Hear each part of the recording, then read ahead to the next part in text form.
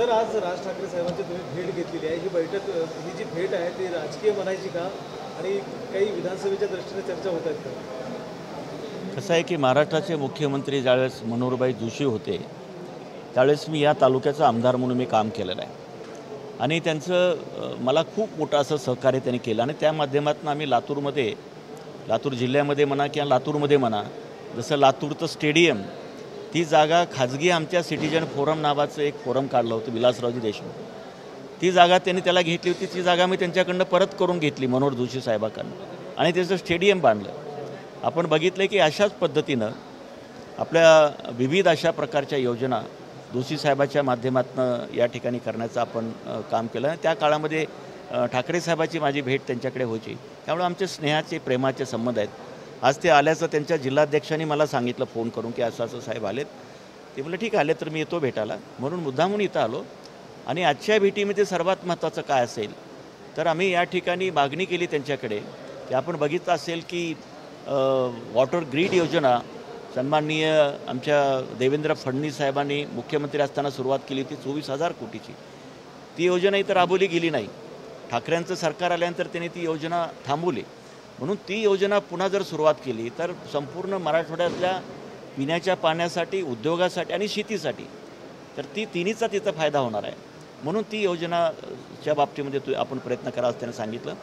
दुसरा मुद्दा, जे उजनी धरणातनं जे वाहून जाणारं पाणी आहे तर ते पाणी लातूरला आणण्याचं भूमिपूजन आता मी म्हणल्यासारखं 22 वर्षापूर्वी या ठिकाणचे जे आपले मंत्री महोदय होते तर त्यांनी केलं, परंतु ती पाणी इथं आलं नाही कॅबिनेटचा ठराव असतानासुद्धा.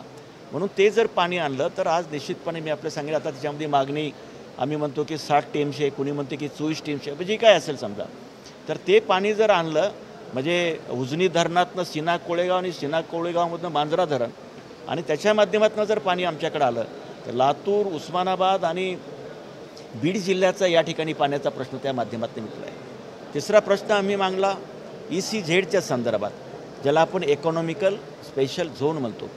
त्या माध्यमातून आपण बघतोय की कुठं लावण्यात आलं ECZ, मुंबईमध्ये आहे, पुण्यामध्ये आहे. पण ते जर लातूरला लावलं, बीडला लावलं, उस्मानाबाद जे आमचं मागासवर्गीय आहे तर त्या ठिकाणी आज आपण बघतोय की आम्ही 8.5 वर्ष मुख्यमंत्री आणि 23 वर्ष मंत्री असताना लातूरच्या MIDCमध्ये एकही उद्योग नाही आहे. दुर्दैव आहे.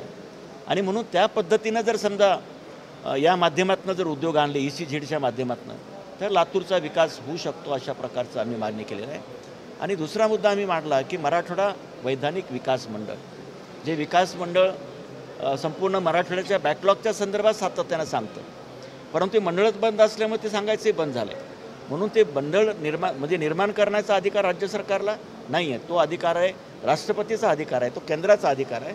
तर त्या पद्धतीनं इथून जर पाठवायचं काम केलं तर निश्चितपणे या निमित्तानं होऊ शकेल, अशा प्रकारचा आमचा विश्वास आहे. तशा प्रकारचा आम्ही दिलेला आहे.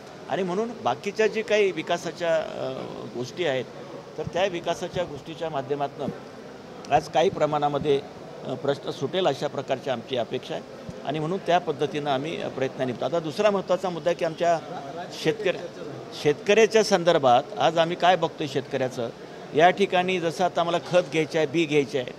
शिवराजसिंग चौहान म्हणून आता आपले ग्रामीण आणि आमचे कृषी मंत्री आहेत, मी त्यांनाही तसं लेखी निवेदन दिलं आहे की तुम्ही जी शेतीवरती जी GST लावली याच्यावरती, आमच्या खतावरती, तर ती कमी केली पाहिजे. आणि तशा पद्धतीनं शेतीला जो आम्ही आता भाव देत आहे तर त्याला आपण या पद्धतीनं तशा पद्धतीनं त्याला आपण कायद्यामध्ये रूपांतर करू. जसं आता उसाला केलं आहे, उसाला काय केलं आहे, रिकव्हरीप्रमाणे भाव नाही मिळाला तर मी काय करतो, कोर्टामध्ये जाऊन वसूल करतो. मी 20 कोटी रुपये शेतकऱ्याला वसूल करून दिलेत. तसं जर सोयाबीनला मला जर आज समजा 47-46 रुपये भाव दिला आहे, पण मला आता 4,000ने विकावं लागतं, तर ते करण्याच्या दृष्टिकोनातून हे करावं, अशा प्रकारची विनंती आहे. विधानसभा तोंडावर राज ठाकरेंची भेट घेतली, काही राजकीय चर्चा झाली आहे का? नाही, विधानसभेच्या संदर्भात मी आता भारतीय जनता पक्षाच्या राष्ट्रीय कार्यकारिणीवरती आणि गोव्याचा आणि गुजरातचा मी सहप्रभारी आहे. तर त्यामुळे आता ठाकरे साहेब जर समजा भाजपबरोबर आले, आता तिथं राज्य लेवलला किंवा राष्ट्रीय लेवलला काय होईल ते माहिती नाही, आले तर त्यांच्यासोबतही आपल्याला काम करता येतं. तशा प्रकारे जसं ते लोकसभेमध्ये आपल्याला माहिती आहे की त्यानं नरेंद्र मोदी साहेब देशाचे पंतप्रधान झाले पाहिजे म्हणून त्यांनी पाठिंबा दिला, ते भाजपच्या बरोबर होते. तसं भविष्यात काय होईल सांगता येत नाही त्या पद्धतीने, पण तशी माझी कुठली चर्चा नाही झाली.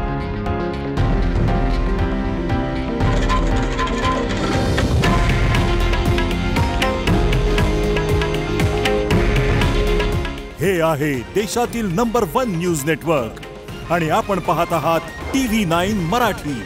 काळजी तुमची, हित महाराष्ट्राचं.